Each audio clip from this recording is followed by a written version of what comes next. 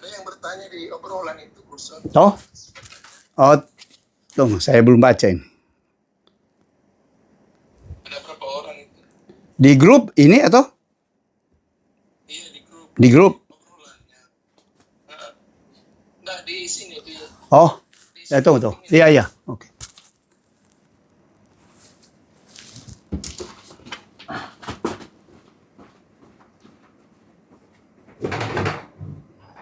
Ada 3 orang mungkin yang bertanya.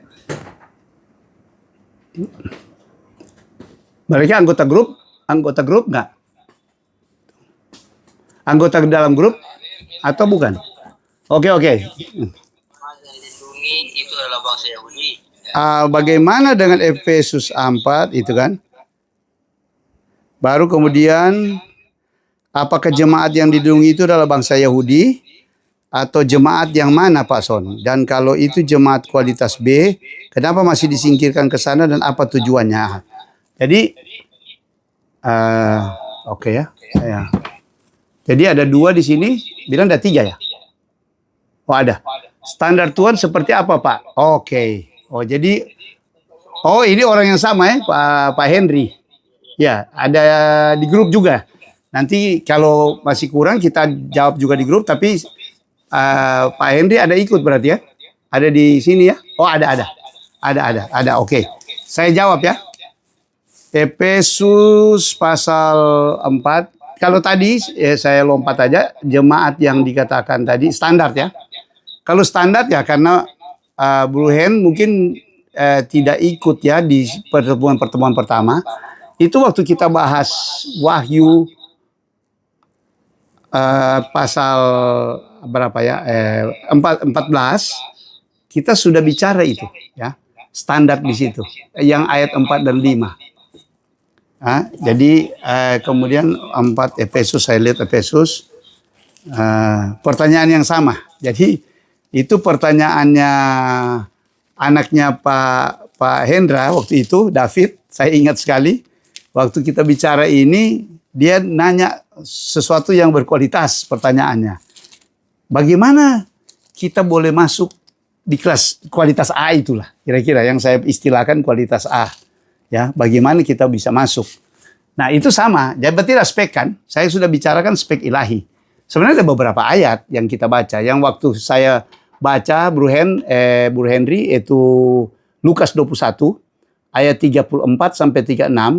Di situ jelas dikatakan berjagalah dan berdoalah supaya kamu luput terhadap semua yang akan menimpa bumi ini. Ya, termasuk kesusahan besar. Dan kamu dapat tahan berdiri di hadapan anak manusia. Ya, kalau di hadapan anak manusia kan berarti sudah di takhta Allah. Kalau anak manusia sekarang ada di sorga. Ya, berarti orang-orang itu bisa masuk kalau pertama seperti yang Tuhan berulang-ulang kali katakan, berdoa dan berjaga. Berdoa dan berjaga. Ya. Berdoa dan berjaga. Jadi itu satu. Kedua, waktu Tuhan janji di Wahyu 3 ayat 10, ya, Wahyu 3 ayat 10, boleh dibuka Wahyu 3 ayat 10, karena di Wahyu ya. Kita lihat Wahyu 3 ayat 10. Itu janji kepada jemaat Philadelphia. Ya, Philadelphia. Dan saudara tahu dari ketujuh jemaat ini, ketujuh jemaat di kitab 2 dan 3 kitab Wahyu, itu hanya satu ini yang dianggap sempurna, memenuhi standar ilahi, pertanyaan tadi. Ya, di sini jelas dia katakan ayat 10 dia bilang begini. Bro Henry ada buka Alkitab? Ada? Bro Hen? Oke, coba baca Wahyu 3 ayat 10. Selamat malam semuanya. Ya. Wahyu 3 ayat 10. Karena engkau menuruti firman-Ku untuk tekun menantikan aku. Ya, itu speknya. Terus? Maka aku pun akan melindungi engkau Ya. dari hari pencobaan yang akan datang atas seluruh dunia untuk mencobai mereka yang diam di bumi. Jelas ini. Jadi syarat di situ salah satu, dia menuruti firman. Ya. Dia menuruti firman dan tekun menantikan aku. Aku akan melindungi engkau. Ya, melindungi engkau. Jadi kalau kita lihat jemaat ini kan jemaat yang tidak hebat, ya. Mungkin di situ dari sisi tampilan dunia orang-orang kaya berbeda dari Laodikia. Yang aku kaya, aku semua. Tapi Philadelphia jemaat yang sederhana. Tapi kuncinya ada. Dia selain menuruti firman, dia tekun menantikan Tuhan. Jadi dia sangat merindukan kedatangan Tuhan. Ya, itu salah satu. Karena Tuhan datang itu, pertama-tama Tuhan prioritas yang saya katakan buah sulung itu pada orang-orang yang menantikan dia dengan rindu. Jadi bukan sekedar tahu tentang hal-hal kedatangan Tuhan, tetapi menantikan dia dengan rindu. Ya. Di Ibrani 9 ayat 28 dikatakan, mereka yang menantikan dia. Kemudian di Timotius 4:8 itu merindukan kedatangannya. Jadi saudara dan saya di dalam grup ini harus menjadi orang-orang yang menantikan dan merindukan. Bukan justru takut kedatangan Tuhan. Kalau orang dia tidak siap, dia takut. Tapi yang siap, Tuhan datanglah. Ya, waktu kita menyinggung tentang pencuri, itu kita menjadi orang-orang yang bernilai tinggi. Ya, batu-batu permata. Ya, barang-barang yang berharga. Tuhan ambil. Ya, lebih dulu. Orang-orang yang seperti itu. Itu buah sulung. Nah, jadi aku datang segera, jelaskan di situ. Nah, dari Wahyu ini sudah ada spek-speknya, standarnya. Ya, kemudian di Wahyu 14 ya, Bro Hen, coba lihat sebentar Wahyu 14 ayat 4 dan 5. Nah, Wahyu 14 ayat 4 dan 5. Bro Henry baca, boleh. Ayat 4 dan 5. Ini mereka yang ada di Bukit Sion surgawi. Yang ada nama Allah dan nama Bapa, ya. Berarti mereka adalah anak-anak Allah. Berbeda di Wahyu 7. Wahyu 7 dia meteraikan hamba-hamba Allah. Beda. Kalau saudara perhatikan dan bandingkan. 144.000 ini bukan dari orang Israel, orang Yahudi. Bukan. Ini orang percaya. Ya, tentu orang percaya termasuk orang Yahudi yang percaya. Yesus ya, bukan yang tidak percaya. Banyak kan yang tidak percaya hari ini. Masih belum mesianis. Jadi sini kita lihat ada tampilan di dahi nama yang tertulis namanya dan nama bapaknya. Ya. Itu berarti mereka anak-anak Allah. Ayat 45 saja. Baca. Oke? Wahyu 14 ayat 4 dan ayat 5. Itu speknya, standarnya. Terus. Oke, ayat 4. Mereka adalah orang-orang yang tidak mencemarkan dirinya dengan perempuan-perempuan. Karena mereka murni sama seperti perawan. Mereka adalah orang-orang yang mengikuti anak domba itu kemana saja ia pergi. Mereka ditebus dari antara manusia sebagai korban-korban sulung. Korban sulung. Ya. Terus. Korban sulung bagi Allah dan bagi anak domba itu. Ayat 5. 5. Dan di dalam mulut mereka tidak terdapat. Wah, ini sempurna. Hah? Mereka tidak bercela. Betul?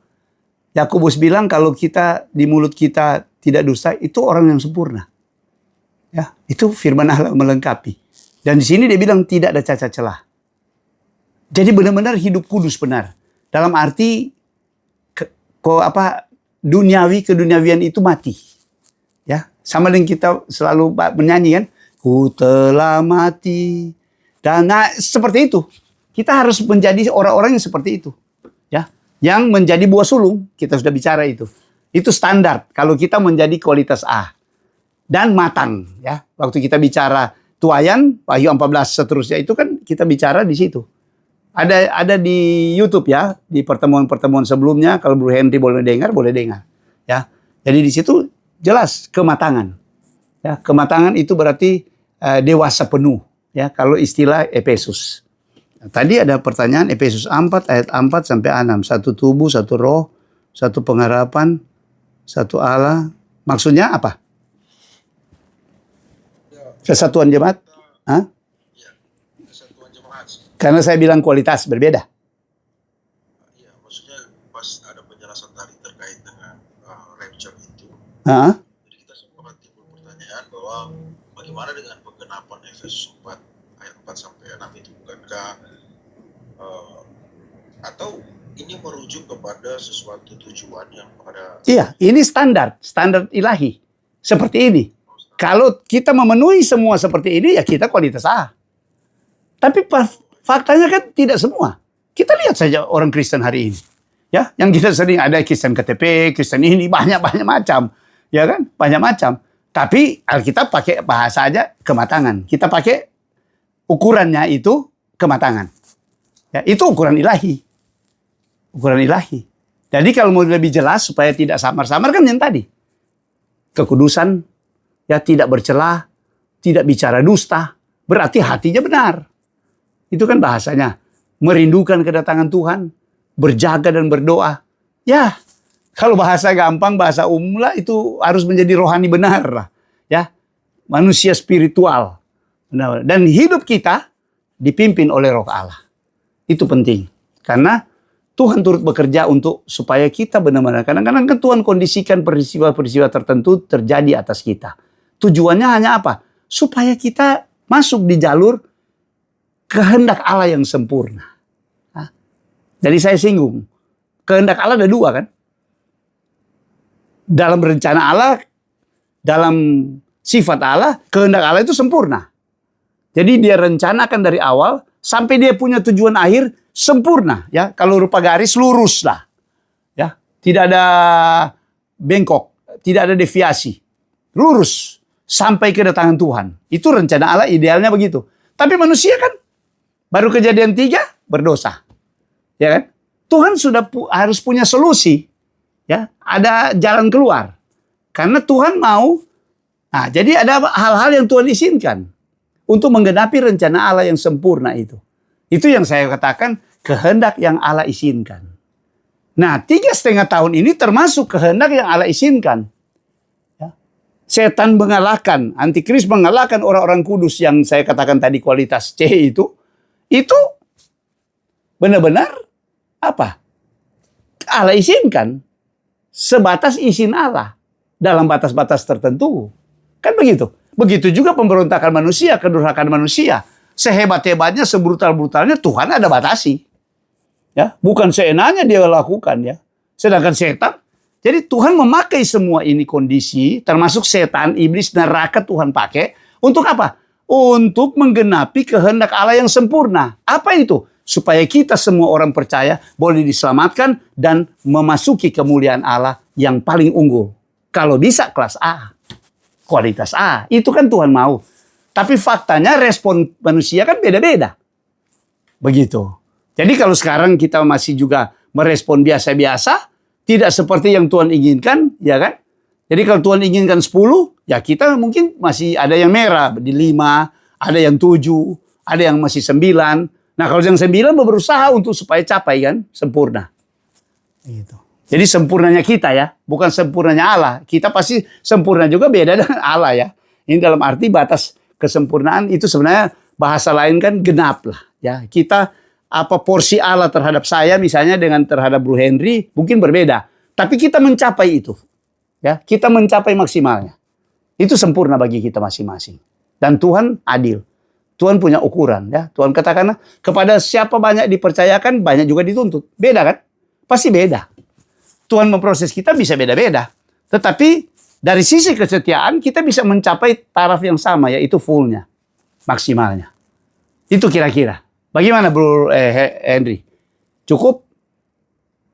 Cukup? Oke. Dan coba kalau belum dengar itu boleh dengar. Kalau ada lagi boleh silakan tanya. Masih ada waktu. Kita masih ada beberapa menit lah. Untuk siapa yang tanya? Jemaat yang kualitas B itu yang Oh, itu yang jadi pertanyaan. Ya, dari sisi kematangan. enggak, tapi maaf Pak, maksud saya adalah kenapa harus disingkirkan ke sana dan tujuannya penyingkiran ke sana untuk 3,5 tahun itu apa ya? Apakah ini untuk bangsa Yahudi atau seperti apa? Itu pasti termasuk ada bangsa Yahudi. Ada memang tafsiran bahwa itu hanya full orang Yahudi. Tetapi kalau kita kaitkan dengan ada kelompok yang masih tinggal ya di 1 Tesalonika 4. Bro Henry pernah baca bagian itu tentang pengangkatan. Ya, tentang pengangkatan. Dia katakan ada yang masih tinggal ya. Jadi orang-orang mati yang bangkit yang masih tinggal tidak bisa mendahului kan? Oke, kita pertajam kan itu bagian itu. 1 Tesalonika 4. 1 Tesalonika 4.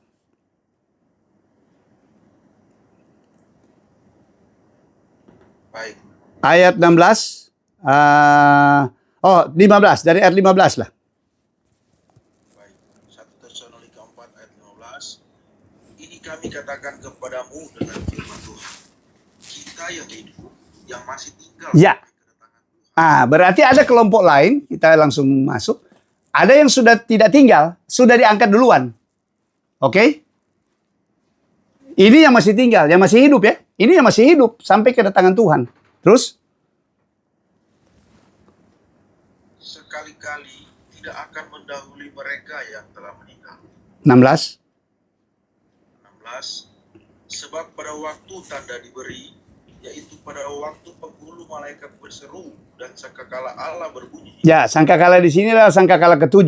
Itu kalau mau baca di 1 Korintus 15 ya, 51 sampai 52. Terus? Maka Tuhan sendiri akan turun dari surga dan mereka yang mati dalam Kristus akan lebih dahulu bangkit. Oke, mereka yang mati dalam Kristus, ya saya kan selalu cuma bedakan dalam Kristus dan di luar Kristus. Kalau di luar Kristus ya binasa. Di dalam Kristus selamat. Itu saja to the point.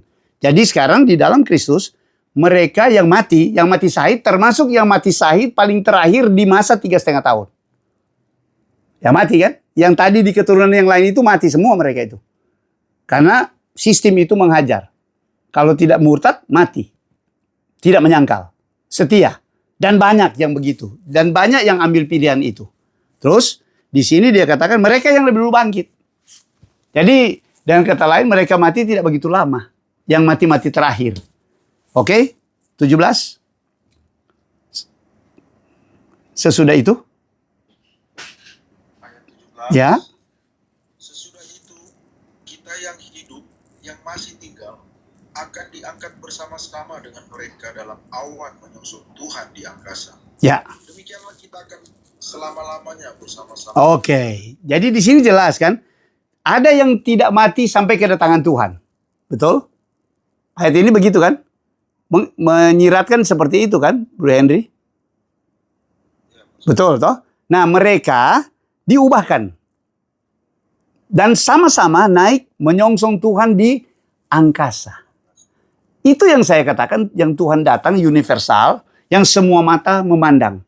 Bahkan Alkitab bilang, Wahyu 1 ayat 7, sampai mereka yang menikam dia. Ya, yang menikam dia berarti ini orang-orang Romawi ya, yang mati. Mereka melihat. Di 3 strata ini melihat peristiwa itu. Di sorga, bumi, di bawah bumi. Hebat itu. Ini supranatural bekerja. Jadi di sini baru mereka yang masih, kita yang masih hidup. Karena ada ini, otomatis kan ada kelompok yang harus menggenapi yang tidak mati semua. Nah kalau seandainya tidak ada yang masuk di 3,5 tahun dan tidak ada yang lindungi, siapa yang mau menggenapi ini yang diubahkan? Mati semua. Kan begitu. Ya, sudah mati semua. Sudah mati syahid semua di 3,5 tahun. Ya, antikris sudah mengalahkan. Ada kelompok yang memang seperti itu yang masuk, yang keturunan yang lain yang di 12 ayat 17. Itu jawabannya. Klop di situ. Kenapa Tuhan izinkan yang dilindungi? Ya, spek itu juga ada. Ya, karena kalau jadi buah sulung tidak semua buah sulung. Yang matang belakangan itu mereka. Yang buah sulung yang matang awal. Yang saat ini, sekarang ini sebelum masa itu datang, kita sudah hidup benar, hidup setia. Walaupun orang berduniawi-duniawi, ya kita tidak. Kita berusaha melakukan firman. Bukan sok suci, bukan. Ya memang itu standarnya Tuhan. Karena kita punya target itu. Begitu. Jadi Guru Hendy punya pertanyaan, kenapa Tuhan mesti perlu kelompok itu? Tujuannya apa? Nah itu tujuannya. Saya boleh katakan tujuannya itu. Menggenapi dengan tentu upah tersendiri bagi mereka. Gitu. Jadi kalau orang menafsirkan bahwa kedatangan Tuhan hanya sekali waktu didatang di atas awan, oh ada banyak, berarti semua masuk dong. Ya, semua masuk di 3,5 tahun. Tidak ada yang tidak masuk. Salah juga karena Tuhan katakan tidak tepat. Karena apa? Tuhan banyak berkata berjagalah dan berdoalah. Ya, supaya kamu luput apa itu berarti kan akan terhindar. Ada kelompok yang terhindar yang memenuhi spek tadi. ya, yang saya sudah baca tadi yang kita baca, Pak Bro Henry baca di Wahyu 14, ya. Itu spek orang-orang yang ada 144.000, beda. 140 beda dengan perempuan yang di padang gurun, beda. Beda juga dengan keturunan yang lain. Ya kan? Jadi jelas di situ kalau lihat kebenaran firman Allah, kalau kita tidak menjawab bagian-bagian ini, akan tidak harmonis faktor-faktor kebenaran ini. Akan tidak terjawab bagian-bagian tertentu. Nah, dan tentu semua Tuhan merancang itu, mengkondisikan itu, ya, sekian, untuk menggenapi semua dengan tepat dan benar. Tuhan siapkan itu, sempurna. Boleh tangkap yang bagian itu, pertanyaan itu?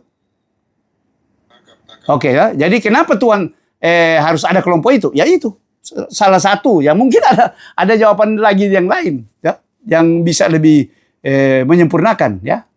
Tapi yang ada karena kita berhubungan dengan kedatangan Tuhan itu untuk memenuhi bagian diubahkan. Gitu. Yang diubahkan, diangkat, diubahkan. Sebenarnya sama dengan yang cuma beda waktu. Satu pra 3,5 tahun, satu pasca 3,5 tahun. Buah sulung di pra, ya, yang pasca yang dilindungi Tuhan.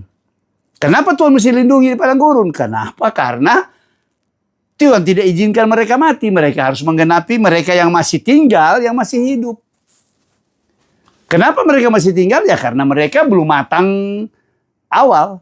Waktu masa 3,5 tahun. Jadi mereka harus dimatangkan lagi di situ. Ya kan? Walaupun dalam perlindungan Tuhan, Tuhan bela. Saya percaya juga keturunan yang lain itu Tuhan kuatkan. Buktinya di pasal 5 ada Injil yang kekal. Ya, ada Injil yang malaikat yang berteriak dari langit. Jangan menyembah, sembahlah Allah, takutlah akan Allah. Cuma sekian, tidak banyak macam-macam teologianya. Teologia yang sederhana. Takutlah akan Allah. Jangan menerima tanda, jangan tunduk dan menyembah antikris. Cuma itu. Ya, karena waktunya sudah singkat, sudah mau game point. Jadi sampai orang fight. Ya, daripada dia hanya lolos di masa singkat, tapi dia menjalani hidup kematian yang kekal, siksaan kekal. Pasti banyak, buktinya memang banyak. Itu positifnya. Dan saya percaya, Allah Maha Tahu, Allah sudah rancangkan dengan melakukan itu akan menyelamatkan banyak orang. Dari kemahatahuannya. Jadi semua yang tertulis yang kita bahas ini, itu pasti jadi begitu. Kenapa? Tuhan dalam kematahuannya sudah memberi penjelasan informasi lewat Alkitab. Itu sebabnya kita tidak mau percaya buku-buku yang lain. Percaya saja firman Allah. Dan terbukti hari-hari ini semua dalam persiapan ke situ. Kalau kita membahas rinci-rincinya, ya penggenapan kepada Yahudi, penggenapan kepada gereja, penggenapan kepada bangsa-bangsa. Wah, itu sangat seru. Gairah. Karena semua sudah ada di posisi masing-masing. Ya, tinggal menunggu waktunya menggenapi dan semua bermuara di 3,5 tahun. Karena itu puncak sejarah manusia. Baik yang positif maupun yang negatif. Kalau gandum kita bicara Wahyu 14, dia matang di situ. Begitu juga anggur dengan keduniawian, dosa-dosa dan kedurhakaan, itu air anggur keduniawian itu matang juga di 3,5 tahun. Dan akan dituai pada waktu Yesus datang di atas awan. Amin. Ada lagi? Satu terakhir kalau ada. Ya, Ustaz. Ya. Berarti yang masih hidup itu yang Padang gurun. Padang gurun. di grade B toh? Iya. Yang dijaga di padang gurun. Iya. Iya. Mereka akan diubahkan setelah kematian orang percaya lebih dulu. Mereka tidak mati kan berarti? Iya. Ya, ya, tapi harus yang mati dulu bangkit. Tapi hampir bersamaan itu. Itu pasti peristiwa hampir bersamaan. Karena pada waktu sangkakala ketujuh bunyi. Tuhan di atas awan. Jadi kalau di Wahyu 14 kan kita lihat sabit yang di atas awan. Anak manusia yang kelihatan di atas awan. Dia menuai. Tuaian akhir itu. Tuaian massal. Panen raya. Itu adalah mereka yang bangkit. Ya, yang banyak. Ketemu dengan mereka yang diubahkan. Ya. Ya. Kemudian ini lagi Burson, yang masih ayat berkata yang masih ada yang menahan mereka, kan? Ya. Yang menahan itu orang 2 Tesalonika 2. Kita kan bahas itu yang lalu. Iya. Oke, mau pertajam itu. Ya. Jadi yang menahan itu siapa? Yang menahan yang mana? Gitu kan? Kelompok mana yang menahan? Yang pasti bukan benda. Itu kan sudah bilang, itu milik Tuhan yang berharga berarti. Sampai Tuhan tidak izinkan antikris muncul dulu. Betul? Harus diamankan dulu yang menahan ini. Ya mereka yang saya katakan kualitas A. Buah sulung ini. Dia kan masih ada di bumi waktu itu. Sekarang ini masih di bumi kan. Belum ada terjadi pengangkatan apapun. Yesus belum datang seperti pencuri. Kita belum menyaksikan ada yang satu diangkat, satu ditinggalkan. Itulah peristiwa yang kita nantikan di depan. Yang di depan kita agenda ilahi yang paling kita nantikan itu kita tunggu. Jadi kalau Yesus datang di Manado waktu malam, ada tidur, ya kan? Tinggal lihat satu waktu itu siapa yang tak angkat, siapa yang ketinggalan. Kalau dua-dua tak angkat suami istri ya syukur. Ya. Nah baru antikris muncul. Dia tidak bisa muncul sebelum itu disingkirkan dia bilang. Disingkirkan karena diangkat. Itu diangkat. Tidak dia bisa. Itu yang buah sulung. Hari ini kan belum terjadi. Itu sebabnya kita berusaha kalau bisa kita masuk di buah sulung. Dan spek atau standar yang ditanya Bro Henry tadi itu sudah kita baca. Jadilah orang Kristen seperti itu. Ya. Saya juga belum ada di posisi itu. Berusaha, bergairah terus. Ya, dengan kita bahas ini, wah lebih ngotot lah. Lebih nggak pikir target-target yang lain lagi. Tetapi bukan berarti kita jadi hidup aneh. Kita masih hidup normal. Iya kan? Gitu. Kalau kita dalam usaha, kita masih usaha. Normal. Masih tetap jadi berkat, tetap bekerja. Gitu kan? Bekerja untuk kerajaan Allah. Tapi, tadi Burson bilang di masa antikris, berarti di masa Sang Besar. ya. Berarti masih ada Firman dan Roh Kudus yang bekerja. Oh, jelas. Nah, wanita itu di padang gurun waktu naga kejar kan dia. Itu kan berarti dia bilang digambarkan dengan 2 sayap burung nasar kan? Iya kan? Yang membawa dia. Itu kan Roh Kudus, gambaran Roh Kudus. Iya, ternyata ada firman juga toh. Oh, ada firman kekal kan? Ada firman kekal kan? Ada firman kekal kan yang Wahyu 15. Malaikat yang beritakan Injil kekal. Betul? Ada Injil kekal. Tuhan masih menguatkan pasti. Tuhan tidak. Jadi kalau bilang tidak mungkin. Ada tafsirannya begitu. Saya kira kurang pas. Orang-orang di situ sebenarnya bukan pemahaman baru. Kadang-kadang begini. Justru itu. Karena mereka menganggap yang menahan itu Roh Kudus. Roh Kudus sudah diangkat. Jadi waktu 3,5 tahun tidak ada Roh Kudus. Lalu wanita yang dipakai burung nasar apa? Saya mau tanya. Yang disingkirkan. Yang dipelihara. Hah? Dipelihara itu kan sekarang zaman Roh Kudus. Betul? Nah saya tanya. Zaman Roh Kudus dibilang kan kalau dalam peta zaman. Ya, misalnya di GPDI. 2000 kan? Betul nggak? Ya 2000 kan belum selesai. Saya bilang kan sebelum kiamat. Berarti sampai kiamat dong. Nah 3,5 tahun itu kan di akhir. Tahun-tahun akhir sebelum kiamat. Sebelum habis waktu. Dan faktanya di sini. Pasti Tuhan menguatkan. Kalau hanya dengan kekuatan manusia. Aduh. Saya kira. Nggak ada yang tumbuh. Itu sebenarnya Tuhan bilang kan. Kalau waktu itu tidak disingkatkan. Mau kasih lebih lagi waktunya. Itu sebabnya antikris mau berusaha kan dia bilang tadi. Kita baca di Daniel. Berusaha mengubah hukum. Waktu dan hukum. Itu mungkin dia mau coba perpanjang supaya memang nggak ada yang lolos. Tapi Tuhan bilang kan waktu itu dipersingkat. Karena orang-orang pilihan itu. Dipersingkat. Tidak diperpanjang. Tuhan sudah tentukan. Dan yang pengatur waktu itu Tuhan. Bukan setan. Tapi dia berusaha untuk memakai antikris mengubah di dalam sistem dunia. Kira-kira begitu. Itu jelas. Jadi kita tidak bisa terikat dengan pemahaman-pemahaman lama. Bukan berarti ada yang lama tidak berguna. Tidak, sebagai doktrin. Kita harus memegang doktrin firman. Harus bisa menjawab semua. Gitu. Nah, kalau ada yang kita kurangi, pasti akan false ini. Ada yang bisa tidak terjawab. Dengan dasar-dasar juga harus ada ayat-ayat firman yang mendukung. Begitu. Nah, kalau kita bilang Roh Kudus tidak ada, aduh, habis semua kita. Ya, sedangkan manusia itu sekarang ini karena pekerjaan Roh Kudus kita masih bertahan hari ini. Kalau tidak, waduh, setan turun dengan geram, dia gulung semua kita. Ya. Nggak ada yang lolos. Coba, secara akal sehat lah kita ngomong.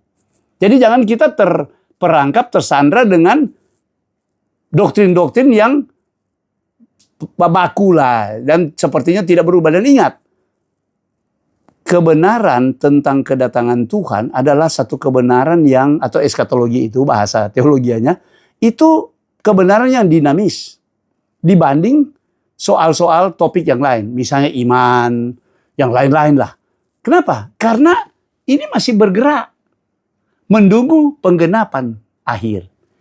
Jadi banyak kali kita melihat, ini kita belum sempurna pasti melihatnya. Ada banyak pewahyuan yang akan menyempurnakan di waktu-waktu depan. Nah, kita merindukan kita bersama-sama. Ya, haus dan lapar. Dapat lebih tajam lagi. Itu. Kalau saya sangat kita mencari lagi. Siapa tahu ada Tuhan mewahyukan kepada seseorang, ya kan? Begitu. Lalu dia digerakkan Tuhan untuk menyampaikan, dan kita lihat, oh ini benar. Wah, ini benar-benar sesuai dengan firman. Kita welcome, terima. Yang penting semua acuannya adalah Alkitab sesuai firman Allah. Begitu. Jadi ini bukan soal cocokologi, tidak. Itu dasar-dasar firman, dan itu bukan cuma 1-2 ayat. Bisa mendukung. Ya, kita kan kurang waktu. Kita banyak baca. Saya udah sebut-sebut tadi lah beberapa. Itu mendukung semua, saling.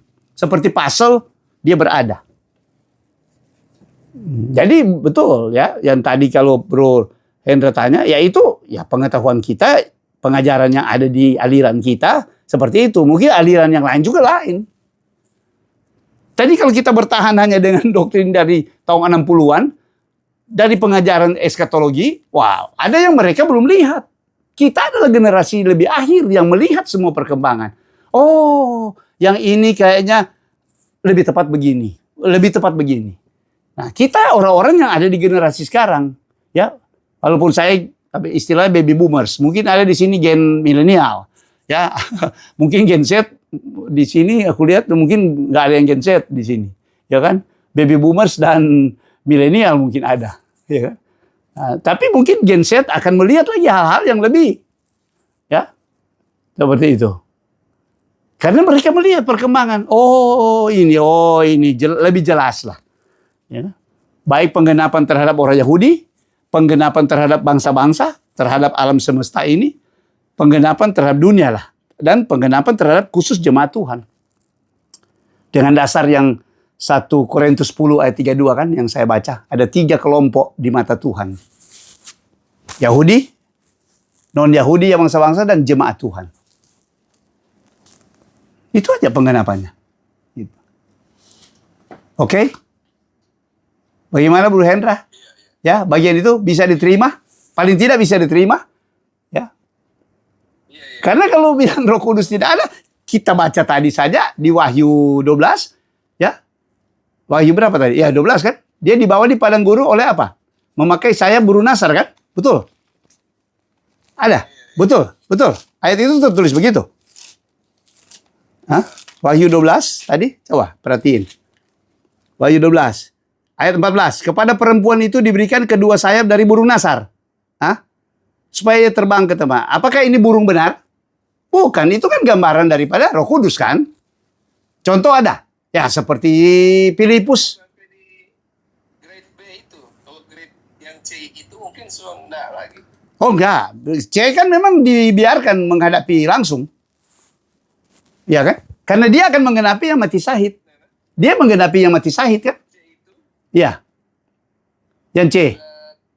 ya Roh Kudus lagi sudah tidak berperan di sana atau kalau grade C itu. Keturunan bukan. Dalam arti perlindungan Tuhan, pemeliharaan Tuhan kepada mereka, itu sudah Tuhan tidak bergerak ke situ kepada mereka. Tapi bukan berarti Roh Kudus tidak ada. Pasti juga Roh Kudus menguatkan dia.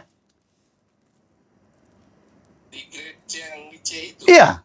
Untuk dia berani mati bagi Tuhan, itu harus ada kekuatan ilahi juga, Bro. Iya kan? Walaupun dia bayar harga sendiri, tetapi kan dia berkorban sendiri, tapi akan ada kekuatan dari Tuhan. Dalam arti begini, Allah tetap ada campur tangan melindungi anak umatnya lah. Begitu. Nah mungkin, ya kan di pasal mana yang pasal saya bilang tadi, ayat 15, pasal berapa pasal, nah ini. Yang Injil yang kekal yang pernah baca kita. Ya, itu kan 15. Ya. Ada Injil yang kekal ya. Kan pernah kita sentil itu ya, yang lalu. Injil yang kekal. Itu kan berarti Tuhan masih peduli. Sampai firman-Nya cuma bilang, takutlah akan Allah. Ya. Takutlah akan Allah. Iya, betul. Betul kan? Ya toh? Takutlah akan Allah. Jangan terima tanda. Nah itu dari mana? Kan dari Tuhan. Berarti Tuhan tidak meninggalkan umatnya. Tuhan bekerja masih. Nah, pribadi Tuhan siapa yang bekerja di zaman itu? Di masa itu? Ya Roh Kudus. Orang ketiga kan? Nah, saya burung nasar lambang apa? Roh Kudus juga kan? Yang kepada dipelihara 1260 hari. Berarti 3,5 tahun kan itu? Betul? Ya jelas. Ya. Berapa? 14. Nah itu. Benar kan? Injil yang kekal. Betul. Ayat 6. Aku melihat seorang malaikat. Ini kan sudah di masa 3,5 tahun. Ya. Jelas. Ada. Tidak. Itu tafsiran yang mereka bukan berarti sengaja salah. Ya, memang pada saat itu seperti saya contohkan. Daniel dengan hikmatnya. Dia juga tidak mengerti saman-samannya dia. Tapi waktu progresif terjadi, ini kebenaran Tuhan dan pengenapan kan bersifat progresif. Ada maju. Terus sampai kedatangan Tuhan. Itu Tuhan membuka terus itu, Pak Wahyuan. Paulus katakan waktu aku ketemu muka dengan dia, muka dengan muka, barulah aku jadi sempurna. Tapi sekarang kan cukup memadai. Injil yang kita miliki, Alkitab yang firman Allah, ini cukup memadai. Informasinya cukup memadai. Tinggal roh wahyu dan roh hikmat yang Tuhan harus berikan untuk kita memahami. Kita melihat kebenaran itu. Ya bahasa gampangnya rema lah. Bahasa umum. Kan begitu. Bagaimana Bro Hen? Terjawab enggak? Terjawab kan dengan yang tadi ya, soal menahan, soal ini ya.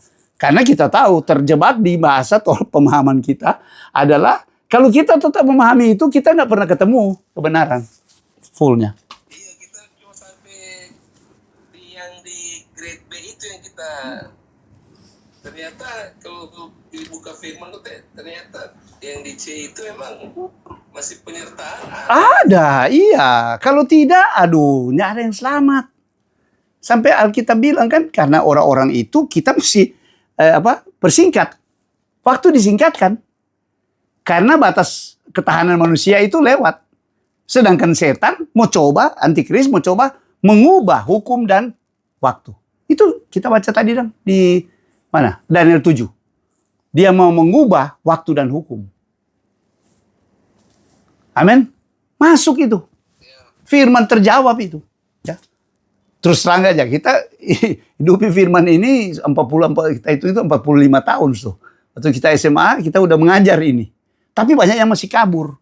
Jadi ada banyak pertanyaan dari yang Bro Hendra tanya-tanya ini udah menjadi pertanyaan kita lama. ya kan? Jadi waktu melihat kita semua pengajar-pengajar apa semua buku-bukunya kita berusaha dengan. Kalau sekarang pun kita masih lihat siapa ya ada. Jarang, walaupun sekarang jarang ada hamba-hamba Tuhan yang baru yang membuka bagian-bagian yang tentang kedatangan Tuhan yang segar lah, yang pewahyuan yang bisa menambah dengan dasar firman yang kuat. Oh, udah jarang, terus terang aja. Tapi siapa tahu ada kan? Kita cari. Biarpun bukan nama Tuhan yang kadang-kadang sudah punya nama, nggak punya nama. Ada kadang-kadang Tuhan bekerja lewat orang-orang yang sederhana. Ya, Tuhan bekerja mewahyukan kepada mereka. Oke? Wen? Cukup puas, bagus lah. Justru di sini kita di SOM gunanya itu interaktif supaya yang lain juga yang mungkin punya pertanyaan yang sama bisa lihat terjawab. Oh iya. Tapi kalau masih belum ya kita masih akan membahas terus ini.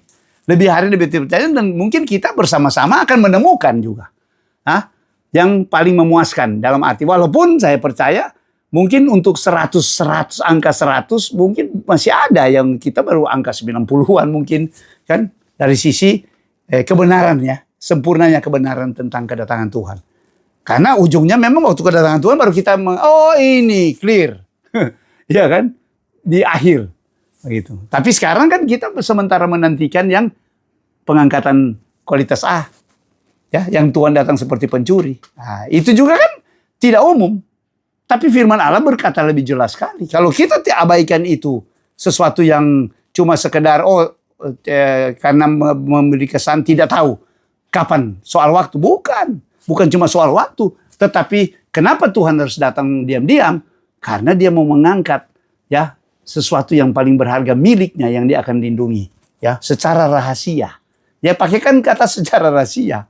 Begitu. Jadi kalau setan juga bergerak kadang-kadang ada secara rahasia, antikris bekerja, ya apalagi Tuhan. Ada, tapi ada kedatangan Tuhan yang memang di atas awan. Semua mata memandang, universal. Kalau kita hanya mengakui satu, ada yang false, tidak bisa terjawab ini. Orang-orang yang apa guna orang-orang yang berjaga dan berdoa Tuhan suruh. Kalau kita mau masuk semua di situ, kan nggak mungkin. Tapi kalau kita bilang semua juga sebelum 3,5 tahun nggak masuk, salah juga. Karena ada orang-orang yang akan diangkat nanti waktu kedatangan Tuhan. Begitu kan? Harus menjawab semua kebenaran ini. Oke? Ya? Oh masih ada? Terakhir, boleh. Terakhir ya.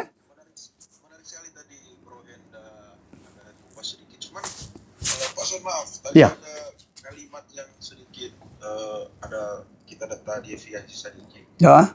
mengenai perihal grade C ini yang grade C kan tadi udah sempat singgung tentang Ya itu kan bahasa saya ya. Jangan pikir ada tulisan Alkitab begitu. Itu bahasa saya untuk menjelaskan.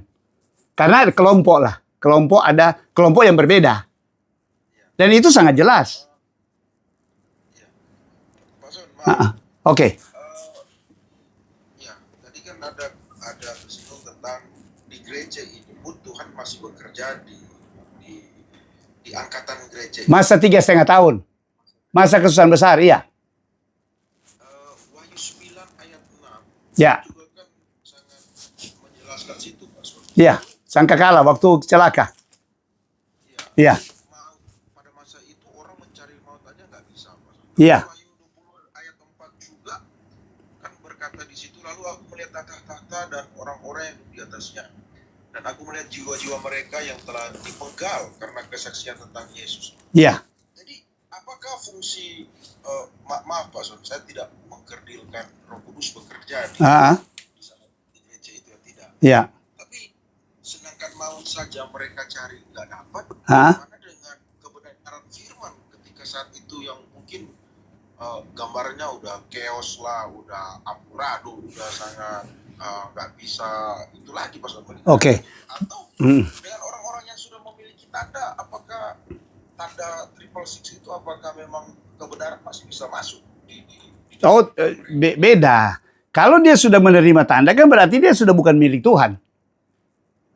Ini jadi kalau Bro Henry singgung tentang Wahyu 9 jelas di situ. Dia bilang kan begini pada waktu pasal ayat 4-nya.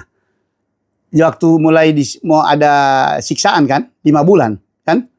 Mereka disiksa tapi tidak boleh mati. Memang hanya siksaan. Itu hanya ditujukan bagi mereka yang tidak memakai meterai Allah. Ayat 4. Ayat 4 jelas kan. Dan kepada mereka dipesankan, Wahyu 9 ayat 4. Supaya mereka jangan merusakkan rumput-rumput di bumi atau di tumbuhan, melainkan hanya manusia, ya, jelas, yang tidak memakai meterai Allah di dahinya. Nah, meterai ini kan lambang juga dari pekerjaan Roh Kudus kan? Di samping kepemilikan, betul? Tanda kepemilikan. Tapi kan kita terima itu meterai dikerjakan oleh Roh Allah. Meterai. Nah, jadi dia hanya menyiksa mereka yang tidak memakai meterai Allah. Tetapi bila ada orang-orang yang di saat ini misalnya, ya belum mati, kita kan hanya mempersoalkan yang kelas C ini ya, kelas C, yang berhadapan langsung, ya, yang ada di situ. Dia yang dijangkau oleh sistem antikris. Berarti ada orang-orang yang memakai meterai, dalam arti kelompok yang tidak disiksa. Kalau mereka belum mati. Di sini tidak dijelaskan. Dia cuma membuat sendiri bahwa ini hanya mereka disiksa 5 bulan ini tidak boleh mati. Memang cuma mau disiksa. Ya, kepada mereka panjar. Ini gak panjar siksaan kekal kan sebenarnya. Ya, itu sebenarnya saya katakan ini bahwa di masa 3,5 tahun ini kenapa mengerikan? Karena bercampurnya semua bertemu di sini, yaitu amarah manusia, ya, kebrutalan manusia, kedurhakaan manusia, itu ada di sini. Jadi kalau saudara lihat hari ini, tadi saya lihat ada dari manusia ini, amarah manusia, mereka menguji bom atom di Laut Hitam, bom atom, ya, itu manusia punya kedurhakaan ini, mau mencapai puncak, mau saling hantam, itu kan menghancurkan dunia. Jadi mengerikan, membawa kesulitan, kesukaran bagi dunia. Belum iblis, ya, yang kita belum singgung tadi toh, di Wahyu 12, kita belum masuk situ. Dia dibuang waktu anak laki-laki itu ke atas, dia dibuang ke bumi. Dan dia sadar dia tidak bisa lagi berada di sorga, seperti bebas, seperti di Ayub, ya. Dan dia juga tidak boleh menguasai angkasa, yang hari ini dia menguasai, penguasa kerajaan angkasa. Tapi dia sekarang dibuang ke bumi. Ya, jadi ruang geraknya dibatasi. Dia, Alkitab bilang, dia tahu waktunya sudah singkat dan dia dengan geram ingin menganiaya semua orang percaya yang masih tinggal. Nah, itu yang dia salurkan kepada keturunan yang lain. Begitu. Dan kita lihat bahwa yang mati saya kira-kira berapa lama mereka bertahan. Tapi pasti mereka ada di 3,5 tahun.